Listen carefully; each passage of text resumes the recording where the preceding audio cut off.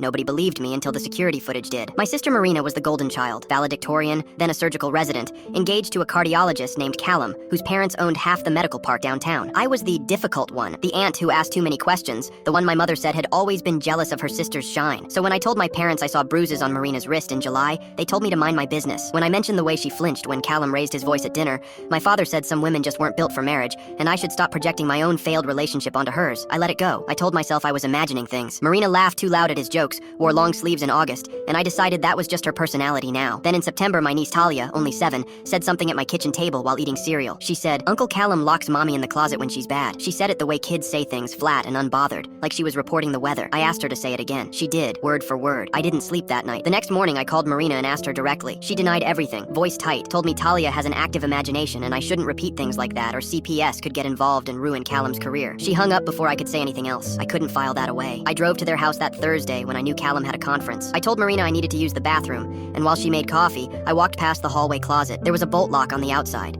low enough for a child to reach if she panicked, but a bolt only opens from outside. I took a photo with shaking hands. I called our family. My mother said I was trespassing on my sister's marriage. My father said a bolt lock didn't prove anything. Maybe it was for storage. My aunt, the one person I thought would listen, said Marina had always been dramatic, and I was stirring up trouble because I couldn't stand watching someone else be happy. That night, Marina called me screaming. Callum had found out I'd been in the house. She said I'd humiliated her, that now he knew she'd been talking, that I didn't understand what I'd just done. I asked her what he would do. She went quiet. Then she said, "Nothing. He's not like that," and hung up. 2 days later, Talia called me from a number I didn't recognize. She was whispering. She said mommy was in the closet and daddy said not to call anyone, but she was scared. I asked where Callum was. She said, "Downstairs yelling on the phone." I told her to stay exactly where she was and keep the phone hidden. I called 911 with my hands shaking so badly, I dropped the phone twice. Police arrived 9 minutes later. They found Marina locked in that closet and pulled the home security footage Callum had installed to monitor the house. Cameras he never imagined would testify against him. 3 months of footage, not just the closet. Slapped plates off tables, grabbed her by the hair in the kitchen, called her worthless while Talia sat frozen at the table, spoon halfway to her mouth. My family didn't call to check on Marina. They called to yell at me. My mother said I'd destroyed a family that could have healed privately. My father said Callum's parents were threatening to pull their donation from the hospital wing named after our grandfather.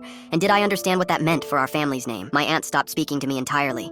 Marina moved into a shelter with Talia for 6 weeks. Callum's lawyer offered a settlement so large it made my hands shake again, this time for a different reason, and Marina almost signed it. I sat with her the night before the court date and told her about the footage, about what Talia had said on that whispered call, about what I'd seen with my own eyes months before anyone listened. She didn't sign it. The trial starts in November. My parents still haven't spoken to me since the arraignment. Marina says she forgives me for how it all came out, but some nights she calls me at 2 a.m. just to breathe on the phone, not talking, like she's checking that someone's still there. I don't know if she forgives what I did or just needs someone who did it. I don't think I'll ever get an answer to that, and I don't think I'm supposed to.